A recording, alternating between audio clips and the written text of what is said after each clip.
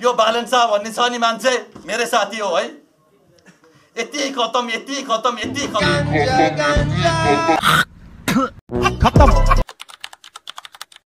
सुरु गरौँ। यो देश बन्न के 6 महिना होस्ट फाल्दिनु सर, 5 दिनमा म बनाइदिन्छु सर। सजिलो छ तपाईले भने गाह्रै छैन नि सर, के गाह्रो छ आजको दिनमा? ल तिनवटा पक्रापुर जारी गर्ने के गाह्रो छ? अहिले बालन शाहलाई म प्रधानमन्त्री प्रत्यक्ष कार्यकारी बनाउन तयार थिएँ पनि अहिले पनि, तर लायक भएर आउनु पर्यो नि त। उभन्दा खतरा मै छु जस्तो लाग्छ म साइडमा बस्दाखेरि, म कसरी मान्नु त होला? चाहियो तपाईलाई एजेन्डा भनौँ, यो चावडा भने हैन हैन, त्यो त जेन्जी पुस्ताले बोकेको एजेन्डा हो। त्यही कुरा पुरा गर्छु नि त मैले। मलाई एजेन्डा चाहियो। सुन्ने सरकारले जेन्जी पुस्ताको कुरा सुनिरहेको छ त। जेन्जी पुस्ताको कुरा म बोलिरहेको छु नि त। आन्दोलन त मैले लिड गरिरहेको छु नि त। अहिले तत्काल लिड त गरे हैन।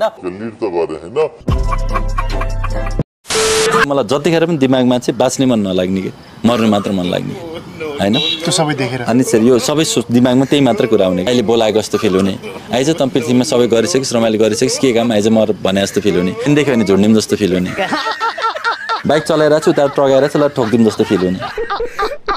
यो बालन शाह भन्ने छ नि मान्छे मेरो साथी हो है। यति खतम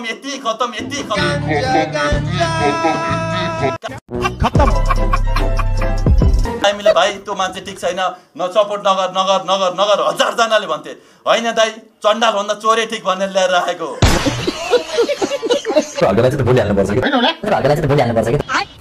तपाईलाई यस्तो सजिलो छ? नेपाल त ढाडे डाँडाको देश छ। अब त उनी जमाना होइन सर, फ्याङ्कारको जमाना होइन। त्यो सोच्नु पर्यो नि त, तपाईँ हाम्रो पुस्ताले त त्यो सोच्नु पर्यो नि त होइन र? एउटा डाँडामा टक्क काट्दिने, थोरै स्टेसन बनाउने, त्यहाँबाट उड्ने, फेरि 10वटा डाँडा पारि जाने, फेरि उड्ने जेनेरेसन हामी त फ्लाइङ जेनेरेसन होइन र सर होइन। शेरबहादुरलाई मार्छु भन्थ्यो, मैले फोन गरेर भाइ नमार, यसलाई हामीले देश बनाएर देखाउनु पर्छ भनेको। कि महेश बस्ना छुटेर मार्छु भन्थ्यो, मैले बचाएको हो त्यतिखेर, नमार भाइ के गर्नु हुँदैन भन्दा। भैरवनाथगढमा 3000 जाने केटाहरू चाहिँ छिर्न थालेको थिए, केटाहरू यिनीहरूलाई अहिले सेफ राख्नु, आर्मीले हामीलाई के पनि गरिदिनु भनिसकेको थियो। म यति प्रधानमन्त्री हामी यति भएको भए 5 वर्षमा सारा नेपाललाई करोडपति बनाउँथे म भएको भए। तेरा बाप यहाँ छोडकर गया था कि तेरी माँ?